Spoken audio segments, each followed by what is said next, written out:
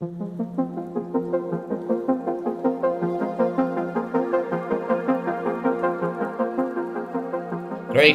my name is Pete Ring. My background is in military aviation and in particular fighters and choppers. I do these chats on behalf of Air Force Association New South Wales and on behalf of Wings magazine and also for our Wings Australia YouTube channel. Could I also ask that if you like our videos then please subscribe to our channel and have a look at the description on our channel for this video, and you'll find links to subscribing to our magazine called Wings and subscribing to Air Force Association New South Wales. This chat is with Vern Roberts, who witnessed the signing of the surrender in Morotai with General Sir Thomas Blamey and the Japanese generals on September the 9th, 1945. Is hosted by AFA New South Wales and Gareth McRae OAM. Vern Roberts reaches 100 on the 25th of October 2024. Where I'd like to start, Vern, if that's okay with you, you actually joined when you were 18 years of age. What do you remember? Because that was in the early 40s. What do you remember about Australia and World War II in that period of time which made you join up? What can you recall? Well, I remember when the war started in Europe in 1939, and eventually Darwin got bombed, Honolulu, and then Darwin and what have you, and that all happened in, Darwin wasn't until February, was it? And, that's right, yeah. 43. But Australia was under threat of invasion. And as a kid of 15, 1939, and before I knew where I was, it was 1942 and I turned 18. And we were all required to say whether we wanted to join the Army, Navy or Air Force. So I was interested in aeroplanes, so I joined the Air Force. Those tents. And the actual involvement with bombing missions, Fenton to the north of Australia, where some aircraft never ever returned. Can you remember some of those stories that you can recall? Yeah, well, I worked on many aircraft, and they only became a number, and all Liberators numbers was A72. Well, there'd be A72, A80, A84, A30 and all that. And they had a crew of 11. 2 pilots, comprising of 2 pilots, and navigator, air gunners, wireless air gunners. And of course, when they would go out to bomb, you never knew when they'd come back or not. Yeah. Now and again, you'd lose an aircraft and you'd lose 11 men. And you'd lose a lot of friends as well. That's right, yeah. People that you really got to know up to a point because you worked on the aircraft, and they would be going out on a mission, and before you knew where they were, they had all their gear with them, and they'd get into the aircraft, crawl in from underneath the bomb bay and set themselves up, and off they would go. So, and we worked on the aircraft out in the bush in the sun. Nothing to worry about the melanomas and anything in those days. We worked in a pair of shorts. Yeah, mate. Vern, when those Liberators returned, if they were damaged, was it then to what extent were you then involved in, as a rigger or a fitter, repairing them? Well, if they were too badly damaged, they were too badly damaged for us to repair, they would go to a repair and salvage unit where they had more equipment. Yep. We just worked out on the flights. What we did, we were like mechanics, looking after a motor car, but we were looking after an aircraft. Okay. And just checking it out, that it was okay to fly off again. there was flight engineers, there was Fitter 2Es, we called them, and they did the engines. And then you had Fitter 2As, we did the airframe, which covered all the fins, the rudders, the elevators, the landing gear, and what kept the aircraft in the air. Mm. Then you had instrument repairers and electricians and armourers. So there was a lot of people worked on each aircraft. So Yeah, they had a little job to do to make sure that aircraft was ready and safe enough to go off on another mission. So what is your feeling of the Liberator? Tell us about the plane itself. How good, how bad, what were its strengths, what were its weaknesses? What I've read of later, all these years later, I'm a bit of a historian, and they most of the air crews said they were very easy to fly.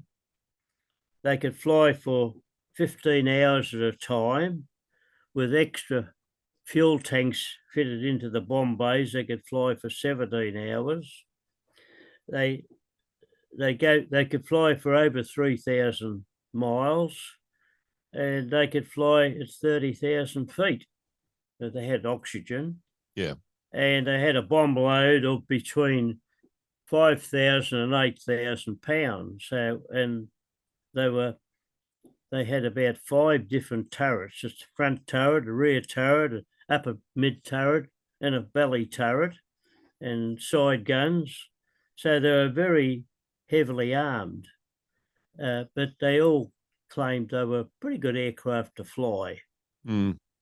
It sounds like, as far as Australia is concerned and our field of war, it sounds like it was a very effective instrument to defend Australia. That's what they sound like. Well, the Japanese were always worried about the Liberators because they did a lot of bombing, and they didn't like the Liberators. I know I've read little stories about that. A lot of stuff I've read I didn't know while I was away. So you read all this history about what happened in those days, and a lot of it comes back to you, you know. Yeah. So, Vern, all of that time, you're really on the Australian mainland. In December of 1944, you end up going to Port Moresby. Can you tell me how that came about? Well, we went a lot further than Port Moresby. Our squadrons, and I think that, I don't know whether there was 2 or 3 of our squadrons of 82 wing, but we were transported back further up to Darwin proper, to the harbour, and we were all put on to 2 Liberty ships. Now, Liberty ships were about 12 or 13,000 tonne, and they were built for carrying cargo. But these 2 Liberty ships were, and I suppose, and others as well, were used also to transport troops, but there was no accommodation on them, and either you slept up on deck, or if you couldn't get on deck, you then put down the holes. So the 2 Liberty ships with 1 destroyer, and we left Darwin, and one was named the Louis Arguello, that's what I was on, and the other one was the Cleveland Forbes. And we travelled with 1 destroyer from Darwin around the bottom end of Port Moresby, all the way up where there was probably plenty of activity with submarines and what have you, right up to the northern part of New Guinea, till we got to the little group of islands called the Halmahera Islands. And one particular island we were on, and there was teeming with troops, Americans and Australians and Air Force, was Morotai. Yep. That was a strategic island, and it had 2 big strips that would take Liberators and fortresses and plenty of fighters. And that's from there they attacked and bombed Balikpapan and in Borneo and Tarakan. And Tarakan, and also Labuan. Labuan. That's right. Yeah, That's and one that I that was forgot. all part. That was all part, I believe, of an operation called Operation Oboe, and those three. That's right. Yeah. Yes. Did a bit of reading. Yeah. Operation Oboe, but of course from Morotai, the Australian the AIF, they took Balikpapan and Tarakan after we bombed our aircraft bombed Bellio out of that. If you don't mind, Vern, I'd just like to go back a step. When you mentioned the two Liberty ships and they went via Port Moresby up to Morotai, that must have been a very risky journey, surely, with Japanese subs and aircraft, etc. Can you recall that? I can recall it, but being young, we never thought of it much. I've thought of it also since, and all those years later, that we were pretty vulnerable. Two Liberty ships with hundreds of airmen on board, it would have been tragedy if anything had happened. But luckily it didn't. And it was a sea journey that took about 3 or 4 days, which to me now, I thought, well, we did see a lot when it went through the islands. It was quite a nice little trip, but eventually when we got to Morotai, we were glad to get there, I suppose. Yeah, I can imagine. Now, yeah. I mean, when you're on that Liberty ship traveling to Morotai, it's now 2 or so many years later. You're now 20 or 21 thereabouts. Are you suddenly now conscious that we are at war? Is that something that you now realised as a 20-year-old? I think we did then, once we got up there, because when we were down south, I'll say Tocumwal and East Sale, our thoughts were we didn't want to stay down here fighting the Japanese. We wanted to be up north, being young fellas, not married or have any worries in the world. But when you think of it now, we were pretty close to the action, although I was probably fortunate. I didn't experience any air raids, which was probably just as well. Yeah.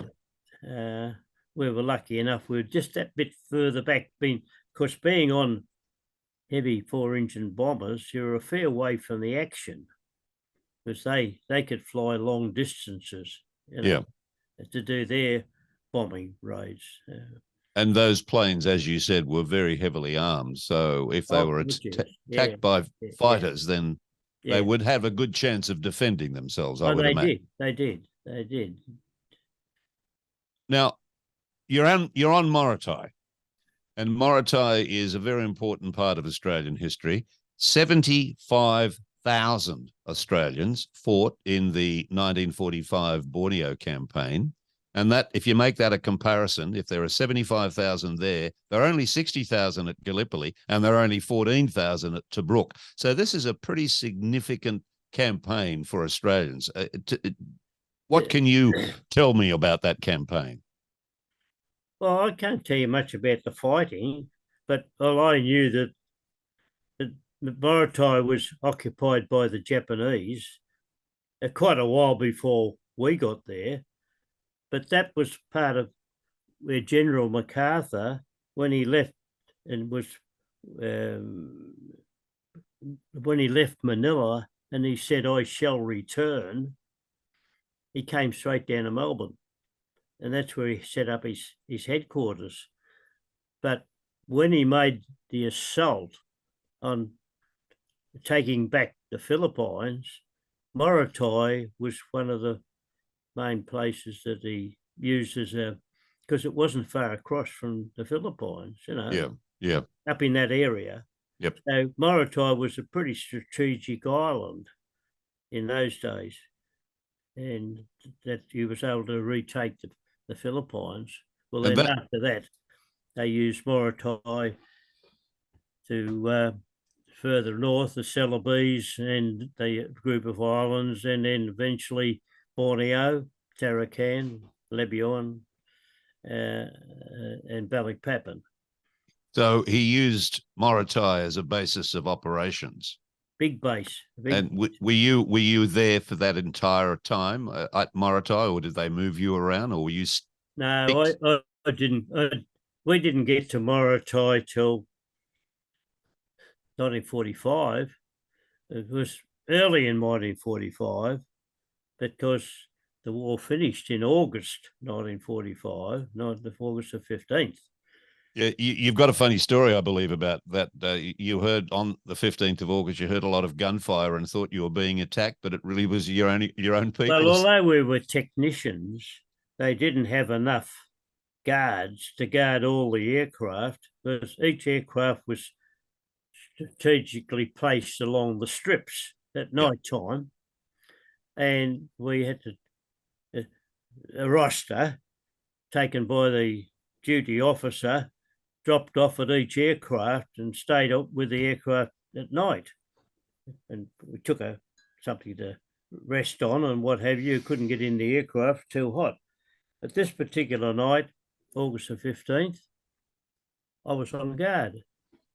And about 11 or a little after 11 o'clock at night, I heard all this gunfire.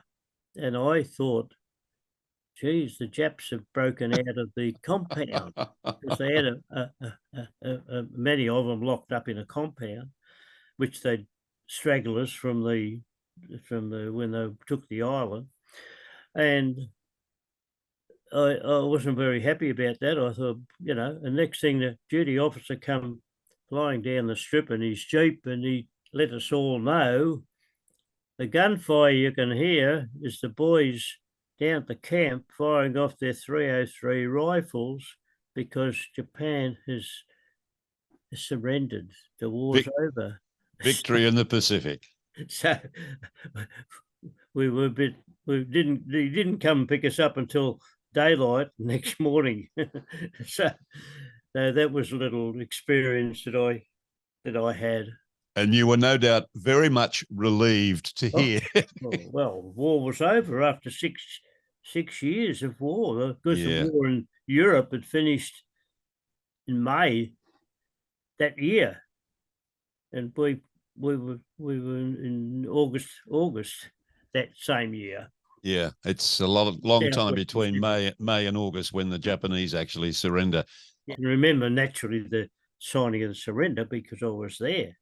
Okay, well, let's look at that, because a lot of people are going to say to me, hang on, the instrument of surrender was on board USS Missouri in Tokyo Bay on the 2nd of September. What's this other instrument of surrender? Because it took place on the 9th of September in Morotai when the 2nd Japanese Army surrendered. So just paint that picture for me on the day when that signing of that instrument of surrender was taking place. Well, I've got to think. There was a big, it wasn't a parade. See, Morotai was a jungle, and everything was knocked out. To build the airstrips, everything was knocked over. Now, where we were taken was a great big, it wasn't a parade ground, it was a big sports ground, because there was that many troops on there that they had to have some recreation, Sure. So this big sports ground was carved out of the jungle, and we were taken there by truck, I suppose. I don't know. We got on the back of trucks. That's all you travelled in. And we were strategically placed right around on the outside. I don't know whether you've seen photos of it or not. Yes, I have. Well, you could see where the troops were all around the sides.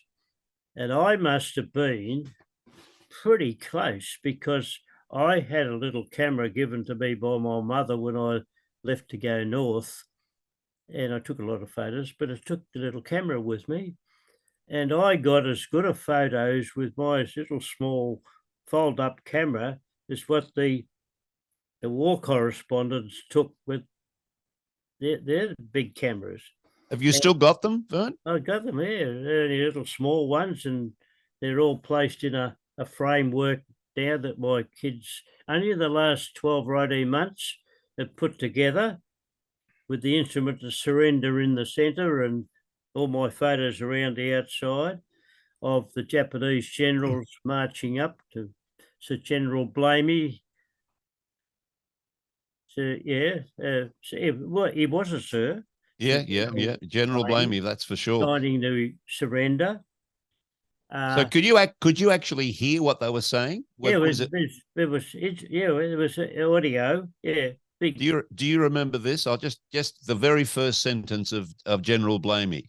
In receiving your surrender, I do not recognize you as an honorable and gallant foe, but you will be treated with due but severe courtesy in all matters. I will enforce most rigorously all orders issued to you. Does that ring a bell in your memory? It does ring a bell now that you're reading it out. At the time, we did remember that, but I wouldn't remember in those words what you said. But the same token, it was fairly big amplifying system. Yep. Around, and we could hear that. But no, it was a historic occasion, and now I think of it, at my age, I was only 20. I wasn't even 21 till October. That was in September the 9th. So when you look at how people pass away, there wouldn't be a lot of people still here alive that were there.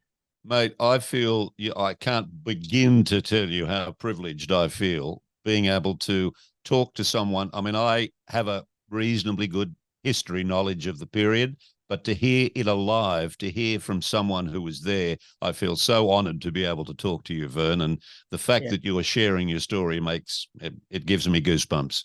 Yeah. Well, if I can add a little bit more. Please, you add as much as you like. No, just to finish off. The war had finished, but our aircraft, Liberator bombers, were turned into transport planes. I don't know whether you knew that or not. No, I didn't.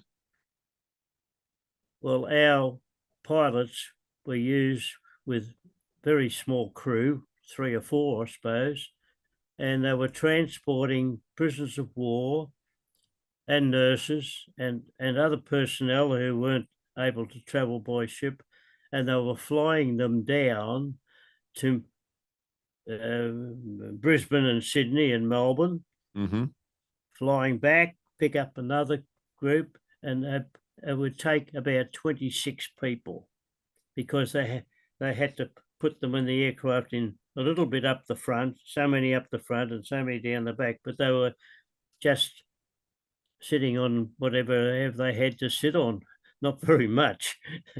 So, and of course, one of my friends who was a pilot, he's dead and gone now, he told me that he couldn't fly too high because it was too cold, and the prisoners of war were so they never had much in the way of clothing, and they were thin, and they couldn't stand the cold. So he had to keep the aircraft down a bit lower instead of flying at 25,000 or 20,000 feet. You keep it down to about 10.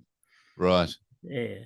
So, and then when they finished that operation, we were still servicing aircraft backwards and forwards as they came. And we never got home until I got home just before Christmas in December 1945. And we flew home the same way, just sitting on our kit bags. But see, where the bomb bays were, where the bombs fitted, we had big, what they call luggage racks. And that's where we put our luggage, or whoever was flying in the aircraft could put their luggage on these racks, which hung under the bomb bay area. And the rest we had to sit in certain areas, because to keep the aircraft a little bit level, you couldn't all just sit down one end of the aircraft. It wasn't like a passenger aircraft. So I got home December 1945. And when you did get home, is that when you obviously at that stage you were still in the Air Force? When did you resign from the Air Force? Well, once we got down to Melbourne, down to Tocumwal, and I think we ended up in Leverton, which wasn't far from where I lived in Footscray. they said, well, if you can just go home now, and we'll let you know eventually. And I wasn't, we called it demobbed until April 1946. Wow, that was But I went back to work. I was serving an apprenticeship as a printer in the printing industry, so I went back to work. Look, you really are part of a very important part of Australian history, Vern. You have helped make a contribution to keeping Australia safe. So you should feel very proud and very privileged about that. And your story, I know this part of your story is certainly going to be shared on the Royal Australian Air Force webpage. So it's a case of Vern Roberts shall live forever. He is part of history.